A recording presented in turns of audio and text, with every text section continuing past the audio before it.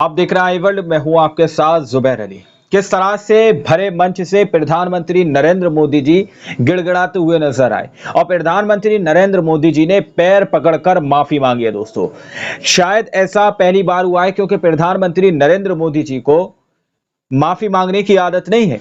ना ही वो माफी मांगते और ना ही उनके बच्चे माफी मांगते। दोस्तों, इस तरह का पत्रकार का कहना है कि प्रधानमंत्री नरेंद्र मोदी जी किस तरह से सबके सामने पैर पकड़कर माफी मांगने पर मजबूर हो चुके हैं और भरे मंच से किस तरह से गिड़गिड़ाते हुए नजर आ रहे हैं। आखिर वजह क्या है? क्योंकि ये पहली बार ऐसा देखने को मिल रहा है कि प्रधानमंत्री नरेंद्र मोदी जी ने माफी मांगी है। दोस्तों, भरे मंच से आखिर वजह क्या हो गई?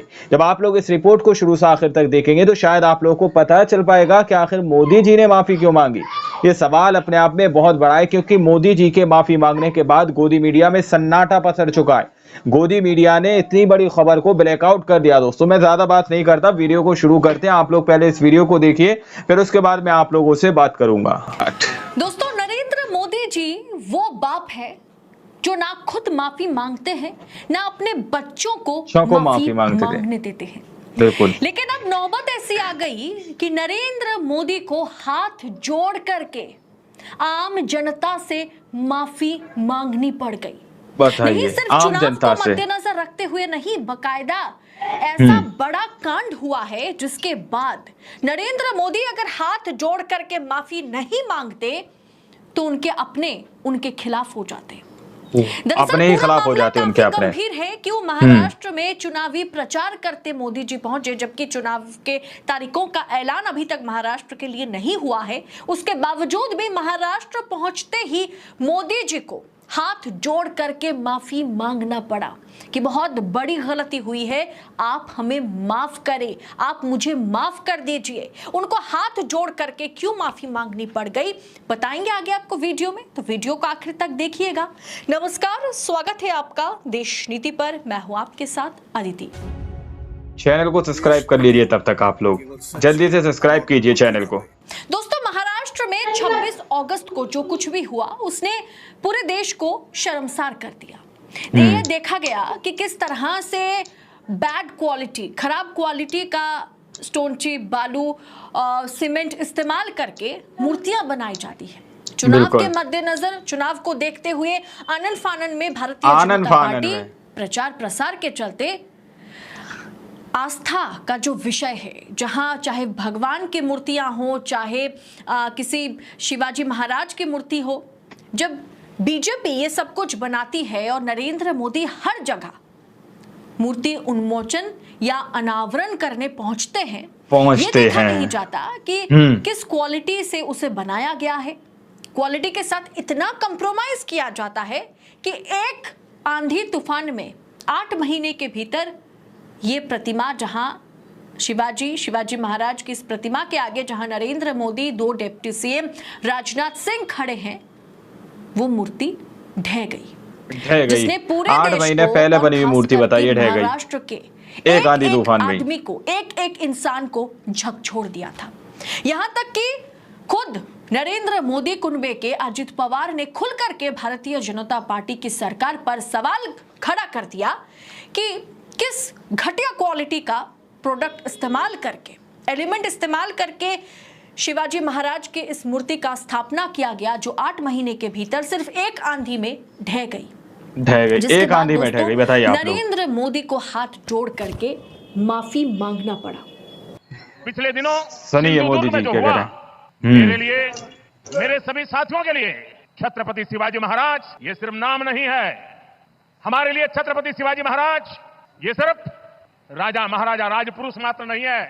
हमारे लिए छत्रपति शिवाजी महाराज आराध्य देव है, आराध्य देव है इनके लिए। सुनिए आप लोग आगे सुनिए, मोदी जी ने कहा कदमों में सर रखे, पैर पकड़ के। मेरे आराध्य देव छत्रपति शिवाजी महाराज की उनके चरणों में मस्तक रख के माफी मांगता हूं। दोस्तों, सर रखे और पैर पकड़ के माफी मांगता हूं। महाराष्ट्र में शिवाजी महाराज की मूर्ति गिरने पर प्रधानमंत्री ने माफी मांगी।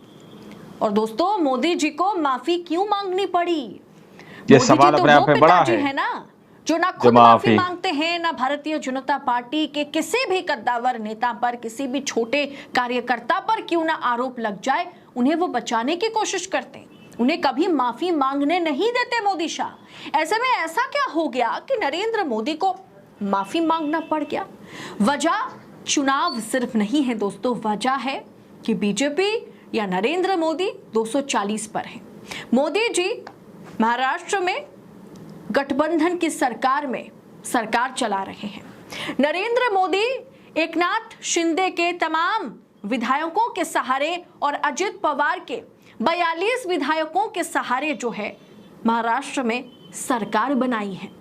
इसी के चलते, क्योंकि सामने महाराष्ट्र में फिर विधानसभा का चुनाव है 2019 के बाद 2024 में विधानसभा का चुनाव है, जिसको कहीं ना कहीं इलेक्शन कमीशन पर दबाव बना करके डेट को टाला गया, जो कि हमेशा से पिछले 3 बार हमने देखा। पिछले 15 सालों से हरियाणा और महाराष्ट्र का चुनाव हमेशा साथ होता रहा, लेकिन इस बार सर्वे को देखते हुए, इस बार जनता की मूड को टटोलते हुए इलेक्शन कमीशन पर, राजीव कुमार पर यह प्रेशर बनाया गया, दबाव बनाया गया कि इस बार महाराष्ट्र का जो चुनाव है वो थोड़ा सा टाल दिया जाए, उसे थोड़ा सा पोस्टपोन कर दिया जाए, क्योंकि बीजेपी की पकड़ महाराष्ट्र में जो है खिसकती जा रही है। पकड़ इतनी मजबूत है नहीं पिछली बार की तुलना में, इस बार बहुत ही कम मजबूती के साथ बीजेपी चुनाव लड़ रही है।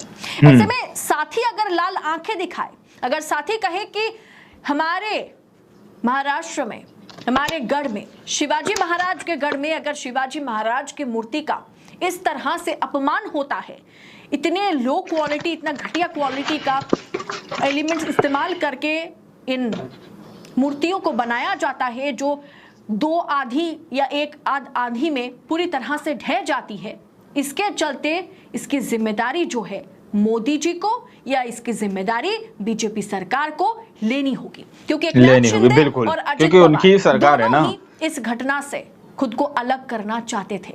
दोनों ही इसके लिए बीजेपी सरकार को, बीजेपी को जिम्मेदार मान रहे थे।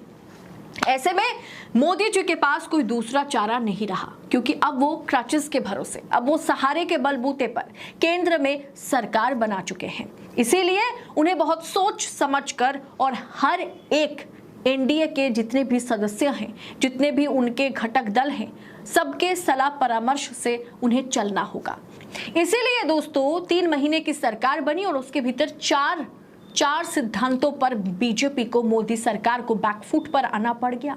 इसीलिए नानी के लिए, यानी नीतीश और नायडू के लिए जो है बीजेपी को वक्फ बिल पर बैकफुट पर आना पड़ गया, लेटरल एंट्री पर बीजेपी को बैकफुट पर आना पड़ गया, जातीय जनगणना को लेकर के बीजेपी पूरी तरह से अपने ही साथियों से घिर चुकी है।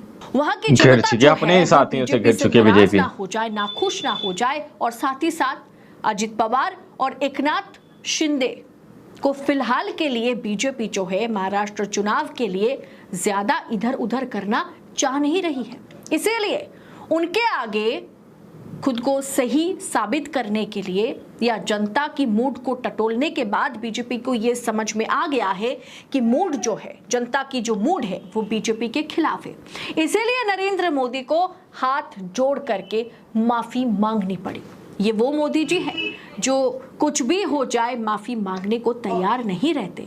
अब सोचिए कितने किसानों ने बलिदान दिया, कितने किसानों की शहादत के बाद जाकर के, साल भर से ऊपर प्रोटेस्ट चलने के बाद नरेंद्र मोदी ने माना, वो भी ये नहीं माना कि हमसे गलती हो गई। उन्होंने ये कहा था कि मुझे किसानों को समझाने में, उनके भलाई के लिए मैं उन्हें समझा रहा था, लेकिन शायद उसमें कोई कमी रह गई होगी, इसीलिए मैं समझा नहीं पाया, इसीलिए मैं बिल को वापस लेता हूँ।